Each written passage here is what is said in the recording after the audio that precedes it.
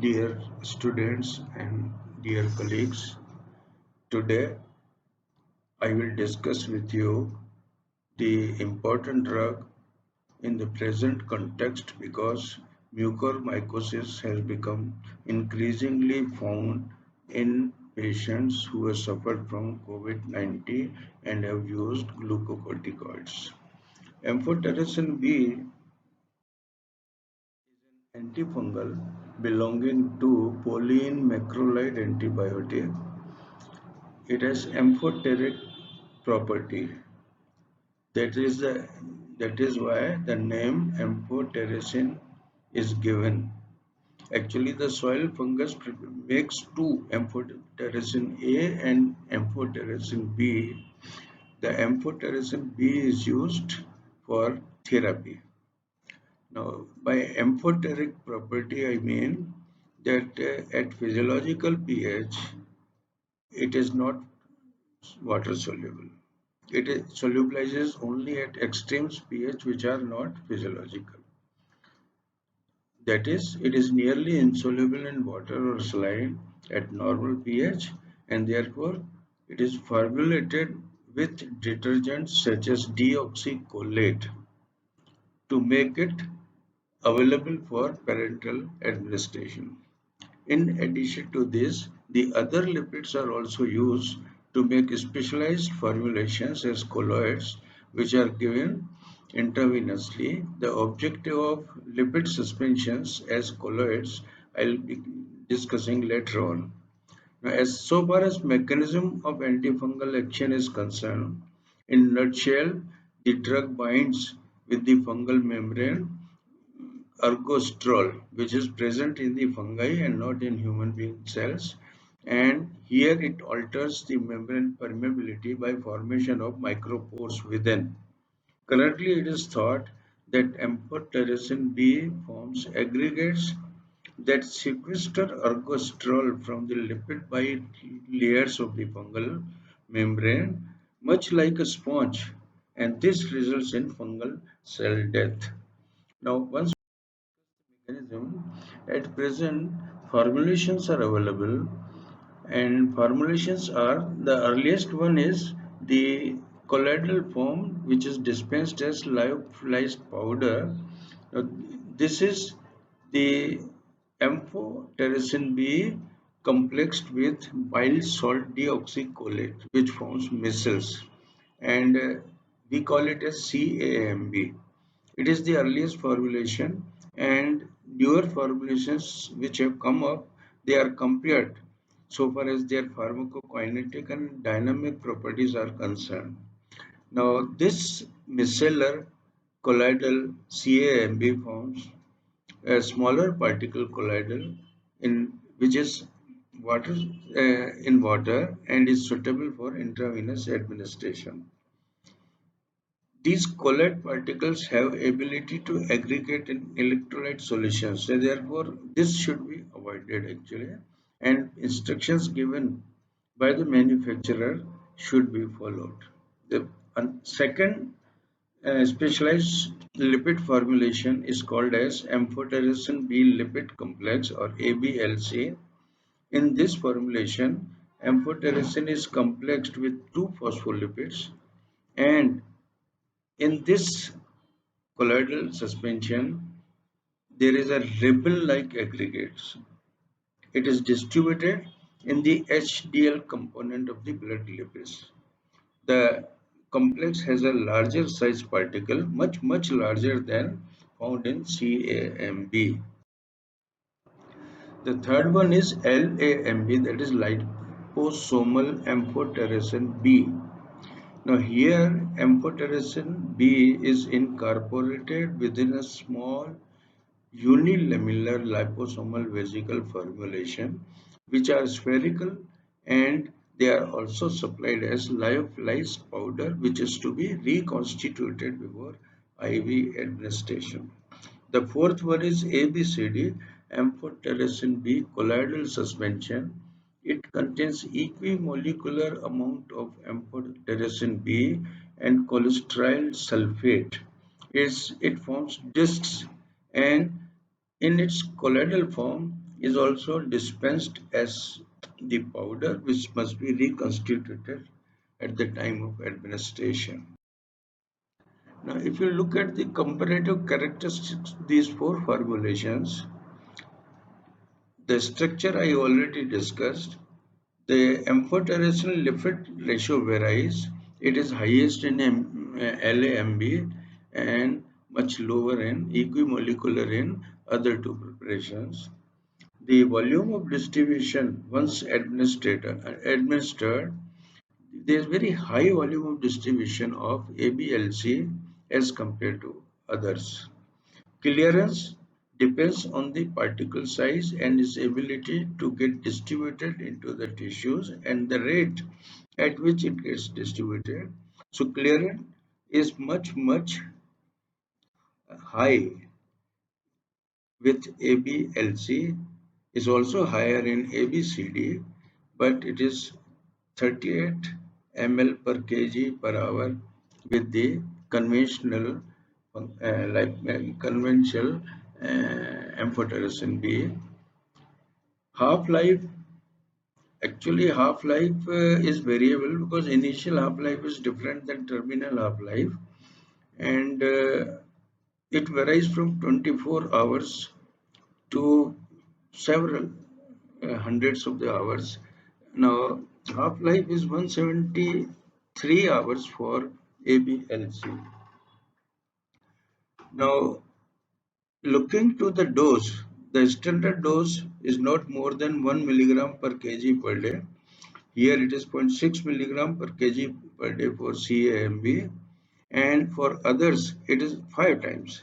That is as much as 5 milligram per kg per day can be given, and infusion rate can be 2.5 milligram per kg per hour. Later on, we will understand that amphotericin B is nephrotoxic. Therefore, dose adjustments must be done depending on the creatinine clearance and using Cockcroft formula. Now, looking at the antifungal spectrum of amphotericin B, is a broad spectrum antifungal given parenterally or topically. Is active against Candida species, Coccidioides species, Aspergillus, Fusarium, and among the Candida type of Cryptococcus neoformis, Blastomyces, H. capsulatum. All these conditions can be treated by parenteral uh, amphotericin B. They all represent deep mycosis or systemic mycotic infection. The drug also has effect against leishmaniasis, but the effect is much less as compared to the fungi. Now, what are the advantages of specialized formulations? Lipid encapsulation protects amphotericin B from enzymatic destruction in body fluids. The kinetics, that is what is the fate and metabolism and movement of the drug into body of amphotericin B change according to the type of the lipids, physicochemical characteristics, ionic charge on it. Some have plus and some have minus, others are neutral lipids, and particle size of the lipids. So size I told you is maybe higher, maybe smaller, and depending on that rate of disposal, rate of distribution and clearance is decided. Smaller particle size of LAMB makes it less recognizable by mononuclear phagocytic cells. For example, there is a reticuloendothelial cells, and therefore it has longer plasma half-life. Whereas a larger particle size is a converse. Larger particle size in ABCL makes it easily recognized by the reticuloendothelial cells, and therefore it is easily engulfed by the macrophages. So it has a short sojourn in the plasma. In addition, lipid formulations release amphotericin B slowly. Therefore, renal delivery is reduced, and therefore renal tissue is avoiding the higher concentration. Therefore, less nephrotoxicity is expected. Lipid formulation diverts delivery to the macrophages, meaning thereby that amphotericin B is targeted at the site of infection, where mononuclear cells are there. Here, transfer of amphotericin B from the lipid complex occurs so that fungal cells are attacked. That is important. There is some evidence to show that significantly higher concentration of amphotericin B is achieved in tissues, particularly liver, spleen, and lung, which are actually involved in the fungal infection when these specialized lipid formulations are used as compared to conventional amphotericin B. Now, clinical indications are that empiric therapy in patients with neutropenia, if there is a fever, then known cases of invasive fungal diseases, aspergillosis in immunocompromised host, disseminated histoplasmosis in HIV infection, cryptococcus meningitis, blastomycosis, deep candida infection, sporotrichosis, and most importantly, mucormycosis. It is also used in visceral leishmaniasis. Now, if you look at the clinical trials, I have just picked up one indication, invasive fungal infections. Not all indications which I have discussed, and few studies have been done, carefully controlled, comparative trials have been done, and the two parameters are seen: mortality, efficacy, and second is safety. So far as safety is concerned, that is infusion related adverse drug reactions, and second is nephrotoxicity or renal toxicity. Now, comparing these four formulations, it has been reported that in this condition, that is invasive fungal infections, ABCD, when compared with CAMB, has equal efficacy, but infusion-related adverse reactions, which I will be discussing later on, are more with the newer formulation compared to conventional formulation. However, nephrotoxicity is more with conventional formulation. In other study, ABCD was found to be more effective than CAMB, but it's in a small number of patients, and CAMB is obviously more nephrotoxic than ABCD. LAMP in low and high doses were also compared. Now, both doses were equal so far as efficacy and mortality reduction were concerned, but higher dose caused more nephrotoxicity than low dose. Therefore, there is no advantage of exceeding dose from 5 mg per kg. Now, when LAM was compared with CAM, it was found that LAM appears to be more efficacious as compared to CAMB. So, these relative data, even in one indication, show that newer formulations may offer clinical advantage in certain situations. Now, meta-analytic studies have also been reported, and this is the summary. Lipid formulations reduce all-cause mortality by 28% more as compared to conventional amphotericin B and are at least as effective as conventional amphotericin B. Therefore, we can say that their efficacy is overall efficacy is more.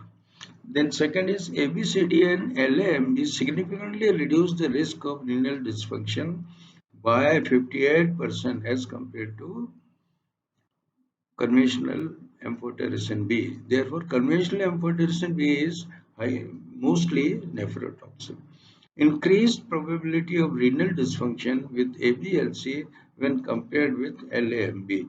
Therefore, renal dysfunction may be little more within the newer one, as that is with the ABLC compared with LAMB.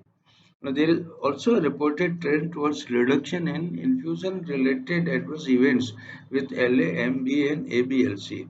However, ABCD produced more infusion-related adverse events when it was compared with the conventional amphotericin B. Now, two important adverse effects have been reported. One is renal toxicity and second is infusion infusion related adverse reaction. So far as azotemia is concerned, it invariably occurs in almost 80% of recipients who get conventional amphotericin B for deep mycosis. So this is a very important thing to realize when we prepare to infuse amphotericin B. And renal toxicity is dose dependent. A cumulative dose up to 3 grams for conventional and up to 4 grams for the others, newer ones, will found to be the dose which will definitely cause renal toxicity.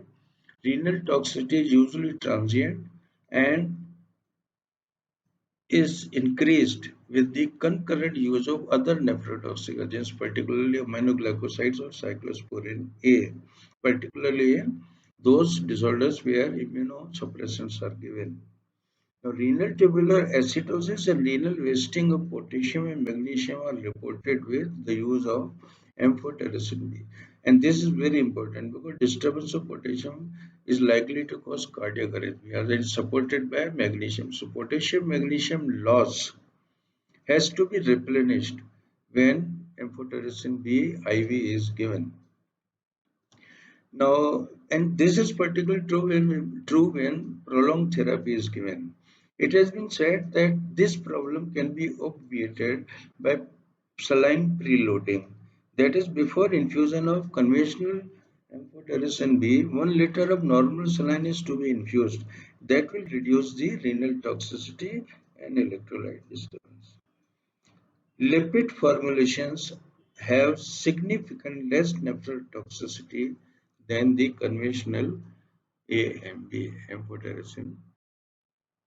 Now, risk of renal damage compared to conventional one, all three of them new formulation appear to reduce the risk of acute kidney disease, that is doubling of the patient's serum creatinine. Therefore, monitoring must be done with the serum creatinine levels during therapy.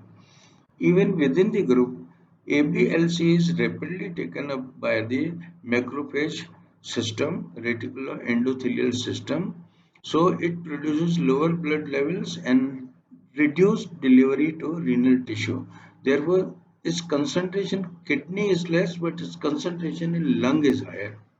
And renal tissue concentration of LAMB is also lower than found in liver and spleen. And these factors determine the extent of the renal damage. LAMB is reported to be less nephrotoxic than ABLC. So we can say that although all amphotericin modifications will produce some toxicity, it will be least with the LAMB.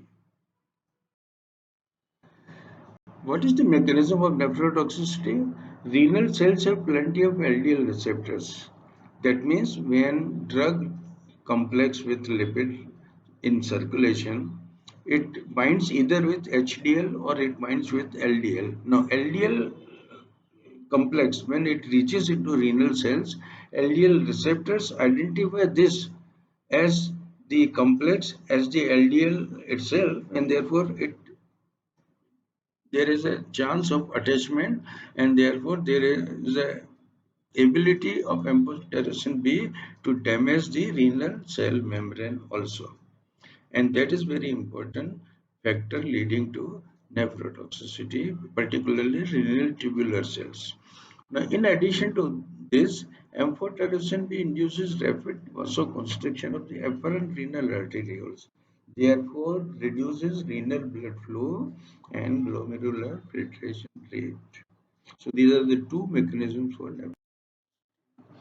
Now, among the infusion-related adverse reactions, it is again a major concern like nephrotoxicity, and fever and chills invariably occur during infusion of conventional liposomal drug and is due to release of pro-inflammatory mediators, particularly interleukins and tumor necrotic factor alpha from the mononuclear cells. And there is a signaling mechanism, complex signaling mechanism mediated by toll-like receptors and CD4 protein cells. In addition to these, when pro-inflammatory response is there, there is tachypnea, respiratory stridor or modest hypotension, and rarely bronchospasm anaphylaxis occurs. Fortunately, the infusion-related reaction ends spontaneously in about an hour, and sometimes treatment with pethidine may shorten it.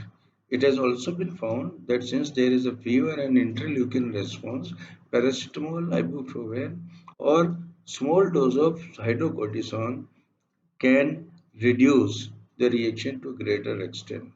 Mind you, it is same hydrocortisone or steroid that is actually provided conditions conducive to mucormycosis formation. Therefore, steroid use should always be judicious. Now, it has been also reported that infusion-related reactions are not consistently reduced with the use of lipid formulations, and this is because there is a marked inter-individual variation, and also depend on pre-medication which we give. We may give pethidine beforehand, we may give saline, or we may give some antihistaminic or paracetamol. These reactions decrease with infusions of subsequent doses. Therefore, first dose reactions may occur in general. ABCD causes more infusion-related reactions than CAMB and LAMB. LMB produces lowest. And I told you, first dose of LMB causes less than that of ABCL. CAMB is tolerated, amazingly, CAMB is tolerated by premature neonates much better than older children, adults. And therefore, in many countries, this is found in the formulary for children. Now, among the other adverse drug reactions, headache, nausea, vomiting, malaise, weight loss, and local phlebitis because of infusion, they are common. Some intrathecal injection may cause arachnoiditis, and particularly when there is cryptococcal meningitis uh, or candidal meningoencephalitis. Now, hypochromic normocytic anemia has also been reported with conventional amphotericin B. This may require recombinant erythropoietin. Anemia is reported less with the lipid formulation, newer lipid.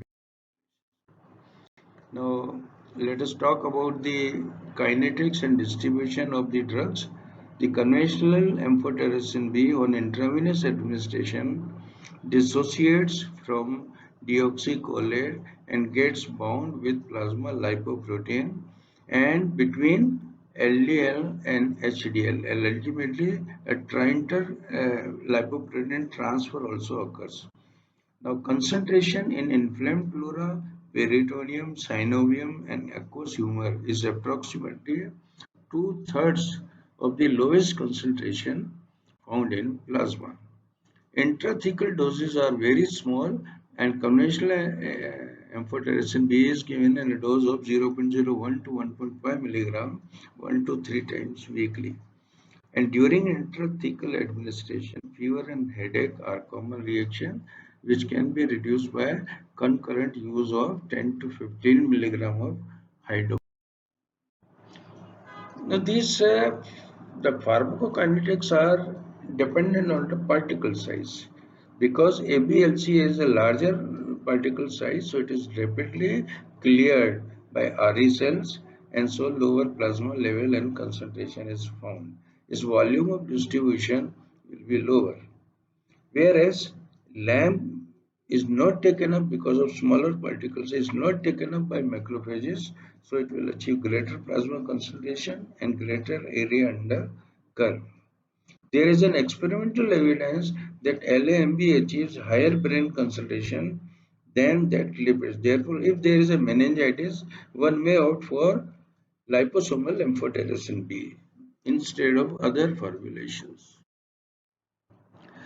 Conventional doses of amphotericin B, zero point 0.6 to 1 milligram is the first dose to see the reaction. Then there is a loading dose which is to be infused in 2 to 6 hours, and then a maintenance dose to the extent of 1 milligram per kg IV per day to be given spread over a day. Now, gradual increment may be required up to 1.5 milligram increment at a rate of 0.25 milligram per day increment. If there is a renal impairment, creatinine level and creatinine clearance must be estimated, and accordingly there must be reduction in the dose or dose increase in the dose interval.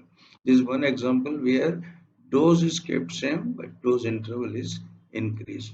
Patients with intermittent hemodialysis and continuous renal replacement therapy would require lower doses as compared to conventional usual. Amphotericin B shows concentration dependent killing. Therefore, larger doses are needed and larger doses would cause greater toxicity. It is for this reason that modified liposomal systems are developed. Now, amphotericin B is given alone in invasive mucormycosis, whereas in cryptococcal meningitis, it is given along with 5-fluorocytosine, and the effect is more than additive. Therefore, augmentative, that is important. Supra-additive effect occurs. I already discussed recommended doses 1 milligram per kg for conventional and 5 milligram per kg for all the three compounds. Recently, inhaled amphotericin B is developed formulation. This is approved in Australia for treatment of allergic or otherwise bronchopulmonary aspergillosis. Is given by nebulization 25 milligram, inhaled 3 times a week for 2 months and then once a week for 2 months. In the same token, ABCD and ABLC can also be given as inhaled nebulized drugs for bronchopulmonary aspergillosis. Currently, at present, we do not know that the same inhalation will be useful in mucormycosis also. Now, for inhalation, formulation is reconstituted and this can be kept at 2 to 8 degrees centigrade for 1 day, and therefore it is easier to make and use. How to monitor therapy with amphotericin B, which is quite a toxic drug. Baseline and daily estimation of urea nitrogen, serum creatinine, serum potassium, serum magnesium and phosphate. Baseline and every 1 to 2 weeks hepatic function test, SGOT and SGPT must be done. Baseline ECG should also be done because later on we may find that some cardiac changes are there, and particularly when other drugs are also taken together. Now, usual duration of treatment for fungal infections 2 to 3 weeks, and it may actually be prolonged depending on the nature of. So, in summary, lipid formulations are considerably safer alternatives to conventional amphotericin B. They are found to be less nephrotoxic, and particularly two among the newer ones, that is LAMB and ABCL, may have fewer infusion-related adverse drug reactions. ABCD has higher infusion-related reactions than conventional amphotericin B. Liposomal formulations are several times costlier as compared to conventional formulated amphotericin B, and research is going on to develop nanoemulsions to enhance solubility, increase oral bioavailability of amphotericin B, and it is a matter of time that such formulations are available. Now, just to complete, this is all about the amphotericin and its role. Just to complete, there are two other drugs which have been found to be useful. One is isavuconazole, which is a triazole antifungal, and it is approved for mucormycosis treatment in 2015. Isavuconazole is dispensed as isavuconazonium sulfate, which is a prodrug, and when administered, it is hydrolyzed by plasma cholinesterase to isavuconazole. Its oral bioavailability becomes high and this can be taken with or without meals. An intravenous formulation is made available, and it is devoid of nephrotoxic cyclodextrin. It is recommended that dose adjustment for this drug may not be required in renal disease, and the dose is 372 milligram orally or parenterally 8 hourly 6 doses, and maintenance is once daily. Adverse drug reactions: cough, constipation, hypokalemia, but more important, QT shortening may occur. Therefore, drugs which alter QT interval may produce problems.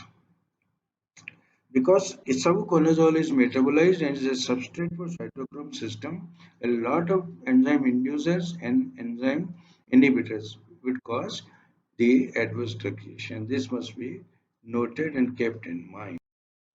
The second drug is posaconazole, which is already established for other fungal disorders like yeast and aspergillus, but it also is found to be effective on mucormycosis. Currently, oral suspension is given with food, and food enhances bioavailability. However, parenteral preparations are also available, and it is thought that it is alternative or used as salvage therapy to amphotericin B. Can also be used as step down therapy after IV amphotericin doses have been given. There is now availability of delayed release oral tablets which will obviate the need of the liquid suspension. Now, there is another antifungal drug, micafungin, which has also been tried as with co-administered isavuconazole. Clinical trials are being going on, but other antifungal like voriconazole azoles are not effective, and mucormycosis is found to be resistant to echinocandins. Therefore, very few options are available for the treatment of mucormycosis.